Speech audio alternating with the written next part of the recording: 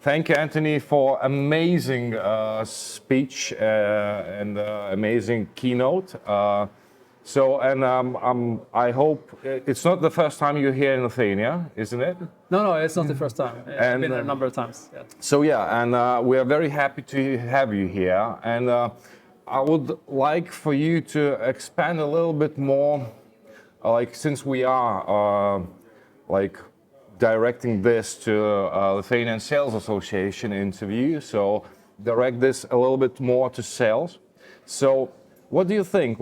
Is the communication the number one thing in sales, or is it just one small part of it? What's your opinion on that? What an interesting question. Communication in itself is nothing, but the effect of communication is everything. So you cannot do what you want to do unless you can communicate. Indeed. So from that perspective, it's necessary. It's like the air that you breathe. You need oxygen. You don't think about it perhaps, but you need oxygen. Yes, indeed. But then, of course, a conference like this, I opened up this conference. Yes. There's going to be a lot of other people talking about sales processes and perhaps, I don't know, CRM systems or AI and so on. Motivation as well, I think. So many things, right? Yeah. But communication and motivation actually is what I talk about, the human side of it. Yeah. That's what I did today as well. Yeah, so I know that you started your career in sales. I did, absolutely, yes. And how was it? Were you successful? What made you successful in sales? Yes, I was. And the reason for that is that I was very interested in serving people. I wanted to help them with whatever problems they have. And it's actually, I can tell you a story about this. The first job I got was right after military service. Yeah. And it was a simple job. I was working in a store selling office supplies. Yeah. But I got the job. I went through the store into the sales manager's room. We talked and so on, and then 100 other people did as well. But I got the job, and I asked him afterwards, "Why did I get the job?"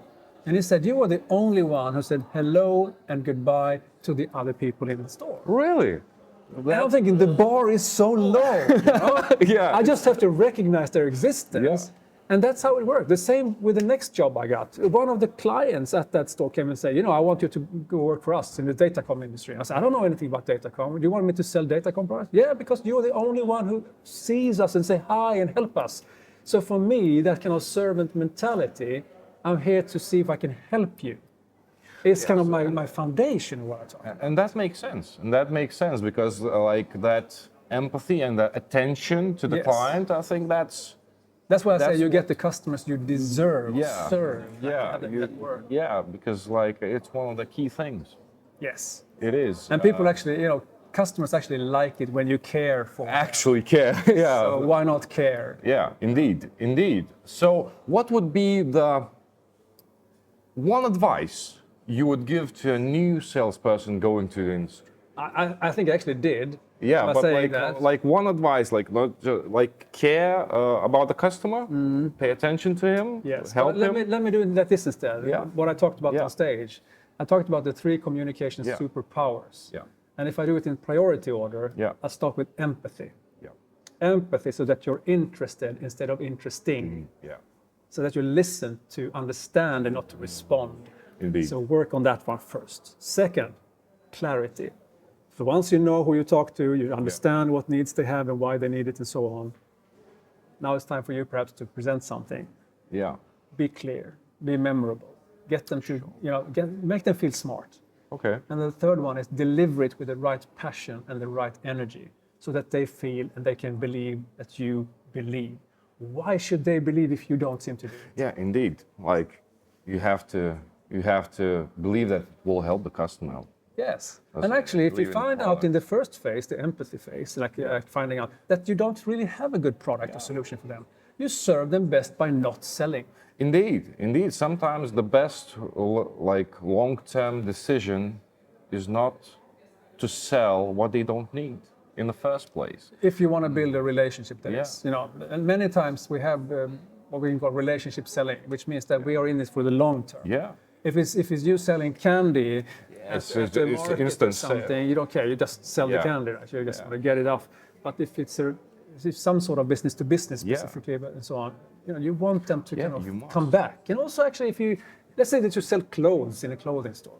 You wanted to come back and buy more stuff from you afterwards, more clothes. Yeah, indeed, and have a relationship and Yes. not ditch it for other maybe supplier or other seller. So yeah, and lastly, I was thinking like more about the managers of the salespeople.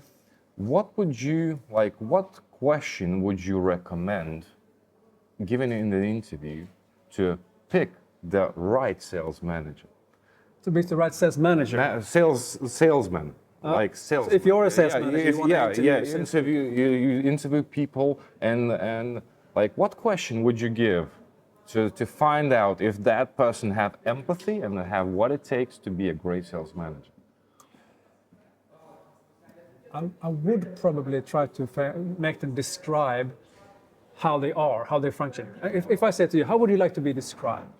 And then you will say something like, yeah, well, I want to be described as trustworthy or energetic or something. Yeah. How do you show that in your life with clients? And then the second question, how do you behave? Give me an example of when you were trustworthy. So I can find out if it works for you. And if I feel that this is all fake, I just say, and then perhaps I won't get that makes sense. Yeah. Thank you very much for your keynote speech and this interview. Thank you for your time, Hey, and man. it was a pleasure. Thank you so much.